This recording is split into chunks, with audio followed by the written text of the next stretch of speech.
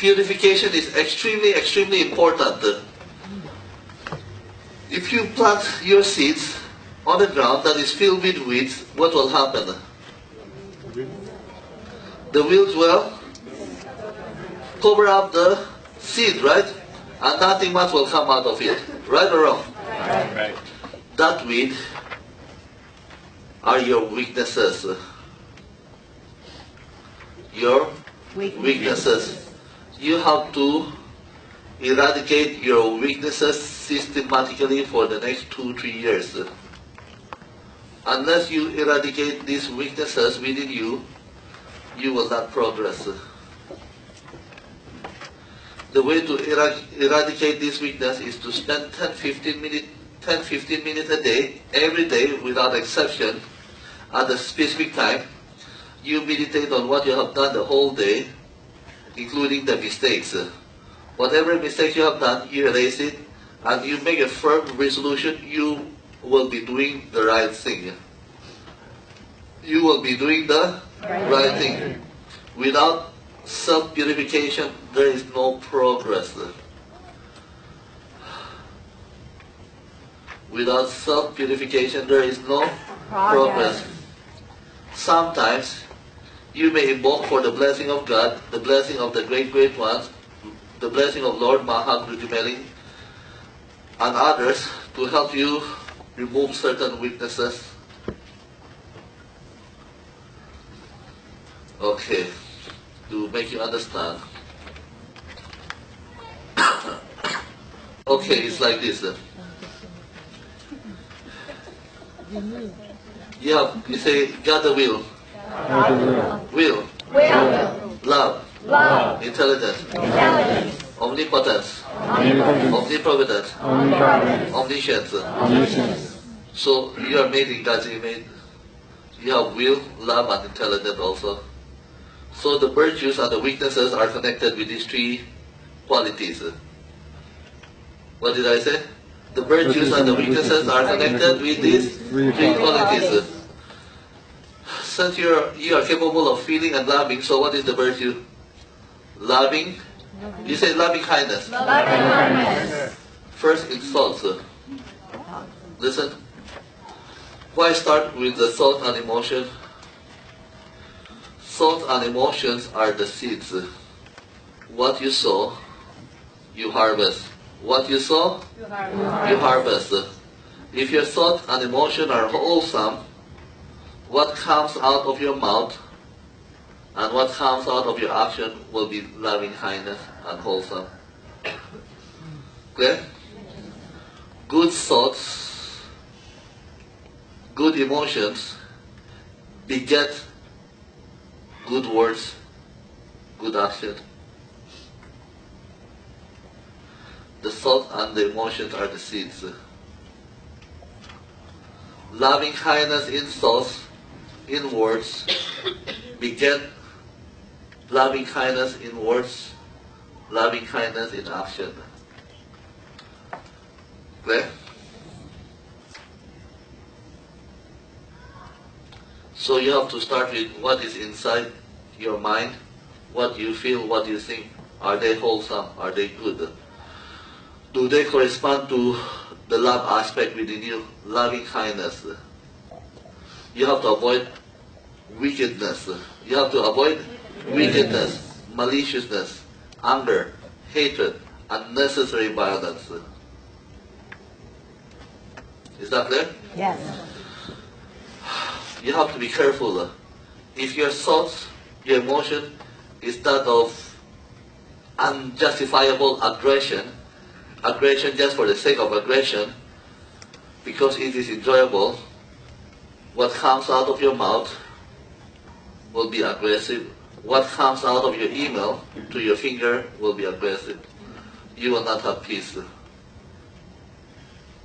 Goodness begets goodness. Violence, hatred begets violence and hatred. What's what you think? What's what you say? Because those are the, you say seeds. And what are the fruits? Your speech and your action. There? That is the first virtue that you have to master for the next 3 months. The guideline is goodness begets goodness. Wickedness begets wickedness. As simple as that. What you sow with your mind, with your emotion, you will harvest it verbally and physically. As simple as that. Just observe what you plant. Because whatever you plant, that is what you're going to harvest. There are different levels of truth. There are different levels of truth. If you physically show kindness or generosity, you will harvest prosperity. Okay? That is one level of understanding what you sow, you reap. That is one level of understanding of what you sow, you reap. Okay? Another higher level is what you sow in the inner world with your thought and your emotion, you will harvest verbally and physically, not only in action but in your life. So you have to be careful with what you think. Now, listen and listen very carefully. You have to practice every day inner reflection. Inner reflection. Why do you have to practice inner reflection? When you practice inner reflection, you become aware. You become aware of what you have been, or not exactly completely aware, but partially aware of what you have been the whole day. Without awareness, there is no inner transformation. Without awareness, there is no inner transformation. Without inner reflection, there will be no awareness. Without awareness, you will not have inner purification and character building.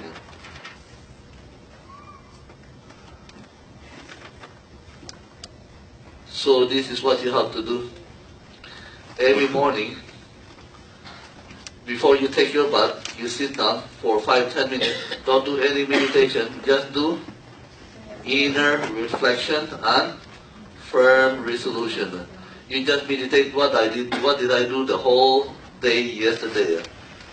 Was my thoughts and my emotions kind? Or did I think of getting even? Was I always criticizing?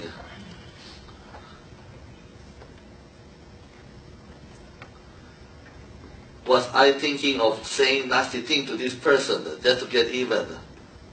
Am I even thinking of doing violence?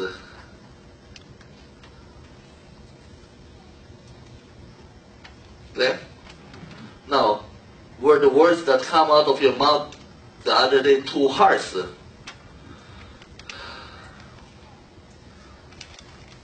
Were your action a little bit too harsh in the office by banging the door, banging the table, throwing things left and right?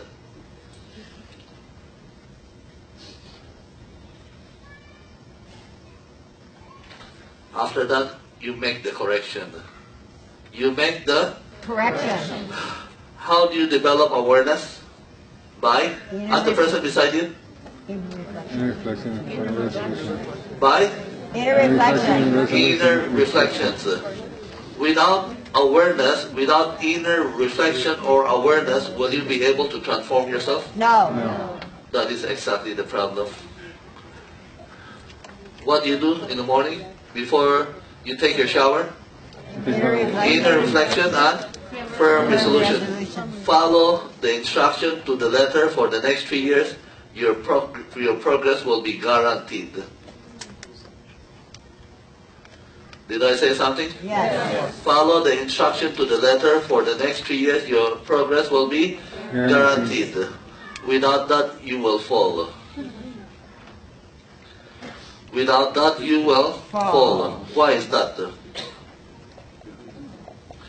You know, in ancient time, in the Bible, the shepherd, the word shepherd, was a symbol for students who has access to the inner teachings. Who has access to the inner teaching. But some of these students, because they did not practice character building thoroughly, what they do is they misuse their power. They misuse their power. This is symbolized in the book of Exodus when the 7 daughters were raped by the shepherd. Means the students misused their internal power symbolized by the 7 daughters.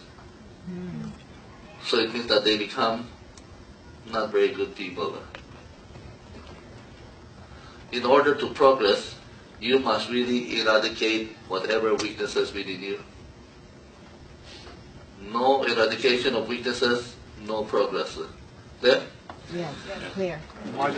The effect of anger is criticism. The effect of anger is criticism or finding fault. When you're angry at somebody, you will know that you're angry at this person because mentally you're constantly finding fault, verbally finding fault. Did I say something? Yes. Your child is imperfect, but you do not find fault in your child because you have so much love. Clear? Yes. But when you don't like somebody, you're angry at the person, you will either internally, constantly, regularly try to find fault, either verbally find fault and criticize. Think. Recall. Who are you angry? Who are you constantly criticizing?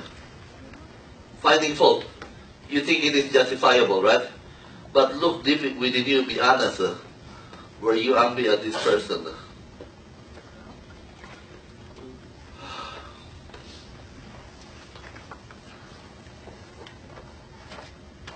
The solution is forgiveness, loving kindness, accept them as they are. Everybody grows at a certain pace. Shall we continue? Yes. The effect of hatred is maliciousness and vindictiveness. The effect of hatred is maliciousness and vindictiveness. Do you at a certain point in your life wanted to destroy somebody? Think. Think. You don't have to tell anybody. That desire to destroy somebody is a result of hatred. The fruit is maliciousness, vindictiveness. Is that clear? Yes. What is the effect of disintegrating anger and hatred? Bigger spiritual cord, peace, greater healing power, and greater success.